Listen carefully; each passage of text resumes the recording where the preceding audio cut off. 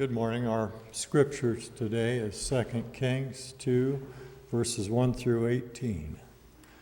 Now the Lord was going to take Elijah up to heaven in a windstorm, and Elijah and Elisha were leaving Gilgal. Elijah said to Elisha, "Stay here, because the Lord has sent me to Bethel." But Elisha said, "As the Lord lives, and as you live, I won't leave you." So they went down to Bethel. The group of prophets from Bethel came out to Elisha. These prophets said to Elisha, "Do you know that the Lord is going to take your master away from you today?" Elisha said, "Yes, I know. Don't talk about it." Elijah said, "Elisha, stay here, because the Lord has sent me to Jericho." But Elisha said, "As the Lord lives, and as you live, I won't leave you." So they went to Jericho.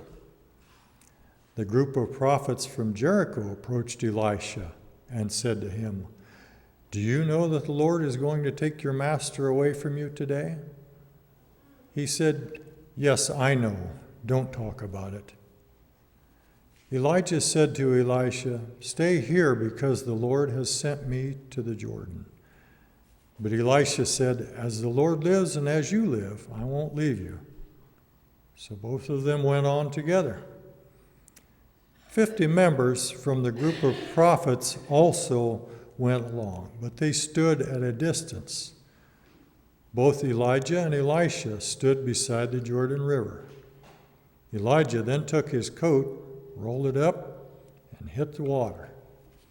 Then the water was divided in two. Both of them crossed over on dry ground. When they had crossed, Elijah said to Elisha, "What do you want me to do for you before I'm taken away from you?" Elisha said, "Let me have twice your spirit." Elijah said, "You've made a difficult request. If you can see me when I'm taken from you, then it will be yours. If you don't see me, it won't happen." They were walking along, talking, when suddenly a fiery chariot and fiery horses appeared and separated the two of them. Then Elijah went to heaven in a windstorm. Elisha was watching, and he cried out, "Oh, my father, Israel's chariots and its riders." When he could no longer see them, Elisha took hold of his clothes and ripped them in two. Then Elisha picked up the coat that had fallen from Elijah. He went back and stood beside the banks of the Jordan River. He took the coat that had fallen from Elijah and hit the water. He said, "Where is the Lord, Elijah's God?" And when he hit the water, it divided in two. Then Elisha crossed over. The group of prophets from Jericho saw him from a distance. They said, "Elijah's spirit has settled on Elisha." So they came out to meet him, bowing down before him. "Look," they told him, "there are 50 strong men among us, your servants. Please let them go and search for your master. Perhaps the Lord's Spirit has picked him up and put him down on some mountain or in some valley." Elisha said, "Don't send them." They insisted until he became embarrassed and said, "Okay, send them." So they sent 50 men who searched for 3 days, but they couldn't find Elijah. When these men returned to Elisha, who was staying in Jericho, he said to them, "Didn't I tell you not to go?"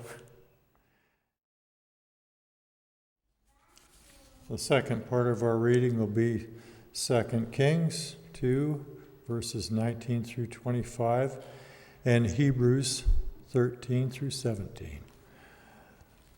The citizens said to Elisha, "As you can see, sir, this city is in a good location, but the water is bad, and the land causes miscarriages."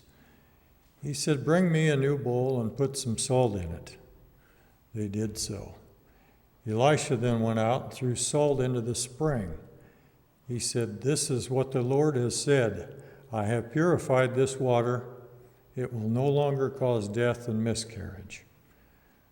The water has stayed pure right up to this very day, in agreement with the word that Elisha spoke. Elisha went up from there to Bethel. As he was going up the road, some young people came out of the city. They mocked him. "Get going, Baldy. Get going, Baldy." Turning around, Elisha looked at them and cursed them in the Lord's name. Then 2 bears came out of the woods and mangled 42 of the youths. From there, Elisha went to Mount Carmel and then back to Samaria. Hebrews 13 through 17 says, "Rely on your leaders and defer to them, because they watch over your whole being as people who are going to be held responsible for you. They need to be able to do this with pleasure and not with complaints about you, because that wouldn't help you." This is the word of God for the people of God. Thanks be to God.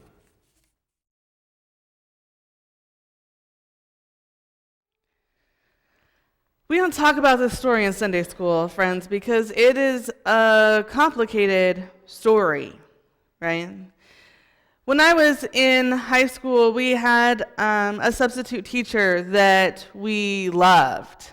And mostly we loved this substitute teacher because we could get away with just about anything we wanted to get away with, right? It was a morning class usually that she substituted for, so we usually could convince her to send a couple of us to the donut shop to get donuts, or to go to the coffee shop and get coffee, or anything we really wanted to do, right?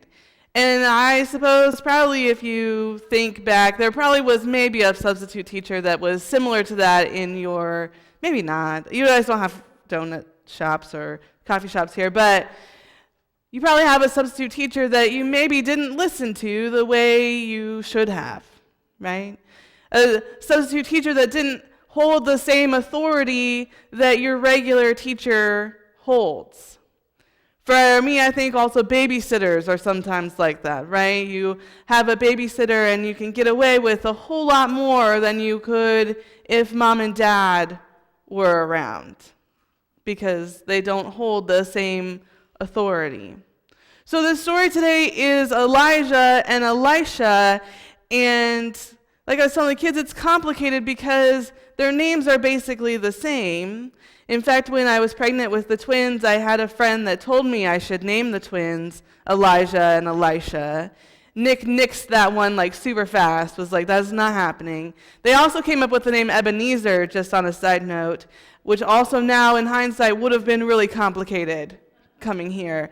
But obviously we didn't go with Elijah and Elisha, but it's complicated, right? Elijah is this leader, and he is teaching Elisha everything he knows, but he also has this school of other prophets, and so he's teaching them.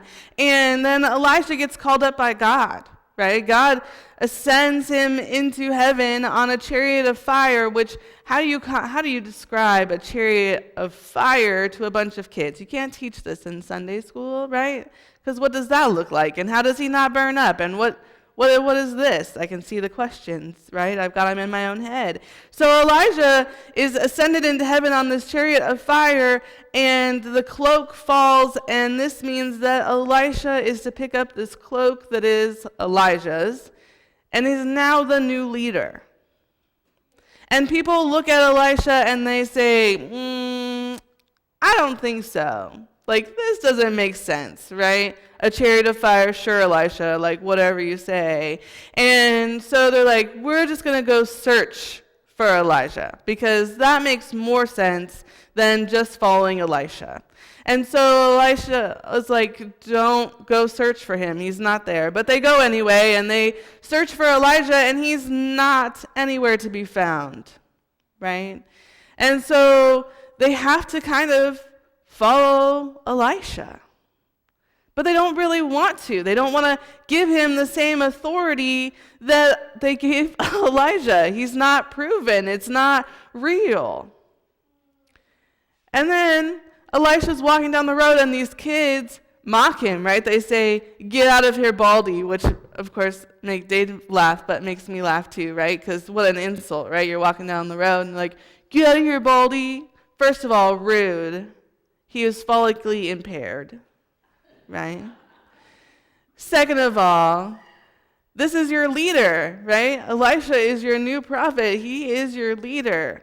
And so Elisha looks at these people and he curses them, and 2 bears come out of the woods. We don't understand why God curses these people, but 2 bears come out of the woods and they maul 42 of these people. Not kills them necessarily. It doesn't say that the bear ate them. It says they just roughed them up a little bit, right? We think sometimes that happens too, right? You have a gang of people, and when you don't respect the authority of that gang, you just rough them up a little bit. It's fine, right?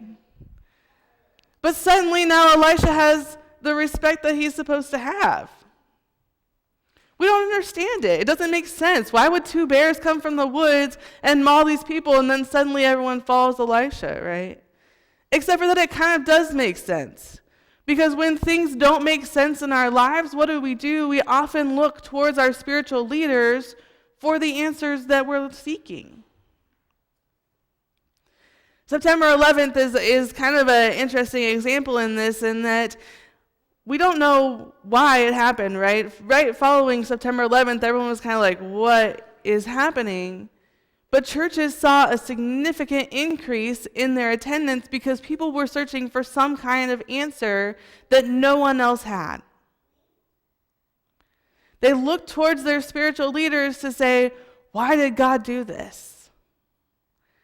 The problem is that often our spiritual leaders also have no idea why something is happening. But what we preach then is that this is a message of love and understanding, and that sometimes things happen that we don't understand, right? We don't understand why Elijah at that particular moment was ascended into heaven on chariots of fire. We don't understand that. That doesn't make sense. But what we understand is that God continues to provide, right? He didn't leave these people, these students, he didn't leave the people of the town without some kind of leadership. He gave it to Elisha.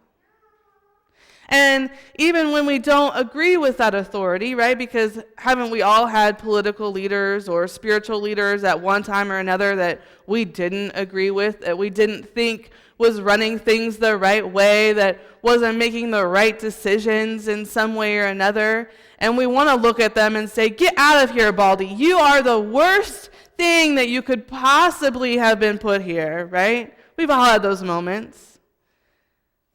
And it's saying instead of looking at them and insulting them for being follically impaired, we should be working the system within, right? Gaining more knowledge, seeing that there's some kind of lesson that we can get from every situation that we have or are put into. When I worked in Atlanta as a missionary, I had a boss there, and I think overall she was a very nice lady. The problem was that overall I was a young girl from Nebraska that happened to be white, and she was an older woman who happened to be African American, and our clientele happened to be mostly African American men. And so we had this really interesting racial dynamic that I didn't understand at 22. It didn't make sense to me. And as I look back now, I understand what was happening, but I was treated very poorly while I was there by my boss and by my boss's boss, because she was also an older African American woman. And the reason I was being treated badly was because I was relating very well with our 80% African American male clientele. There was a racial dynamic there that I didn't understand. It didn't make sense to me because I walked in and I was treating people the way I would treat anyone, right? I loved them. I treated them like they were my parents. I treated them with authority and with knowledge and with respect. And so then that made the clientele also treat me with respect because they saw me as in a place of authority, which then caused problems because I was a young white girl coming in and running things. It was a terrible year of my life living in Atlanta and working where I did because it was a struggle every day. Because I had bosses that looked at me and said, "You will amount to nothing," which is a hard thing to hear on almost a daily basis. And so I left there and I was wounded, right? And I was hurt and I was mad because I went to Atlanta to serve God and I thought, how dare you put me in this place, right? How dare you put me in a place where I'm going to be beat down all the time? And now I look at it and I think, no, what it was a moment of strengthening, right? To where I could look at that person and say, I'm going to show up every day. I'm going to do my job every day. And I understand that you and I are not going to get along, right? Not because our skin color is different, but because our attitudes are different. Because I'm okay being here every day to serve my clientele in the best way that I can. We don't always understand what's happening. We don't always understand the authority of people that are put into place. And we don't always understand why. Like, why did we put that person in that position of power? That makes no sense. But when we look at it, there's a lesson in every single one of those things. There was a reason that God put Elisha in charge.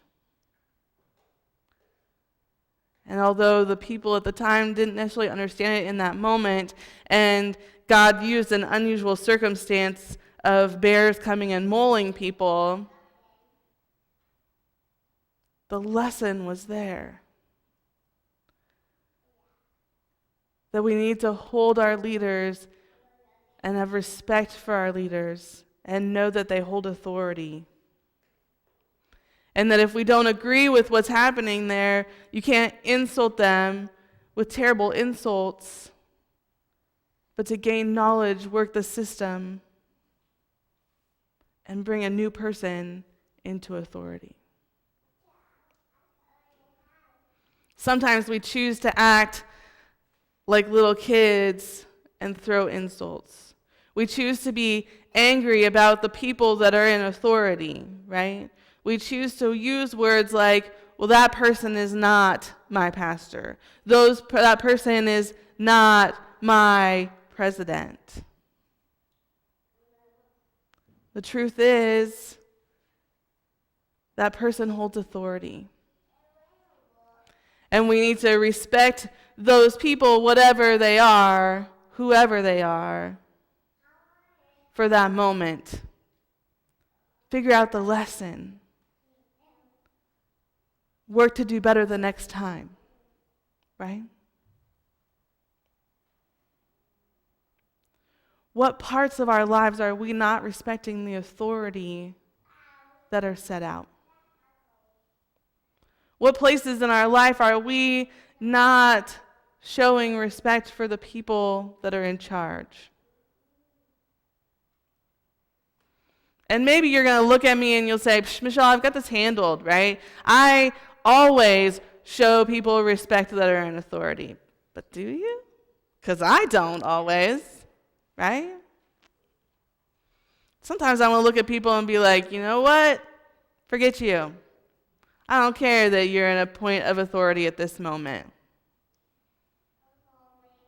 And then I have to reflect back and be like, okay, maybe bad insult, right? Don't send the bear. I'll learn the lesson before the bear.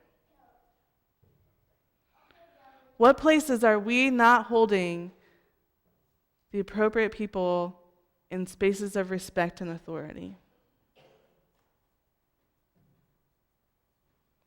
Because when we look at our lives, there's probably someone. So reflect back and reflect on the message that is today and say, God put these people here for a reason. What can I learn from them? And then how can I work to best treat them with respect and best show the authority that is needed from me and for others? Because when we have more knowledge, we're better off. And when we take the lessons as they come, we're better off. And when we treat the people that are in authority with respect, we're better off. Amen.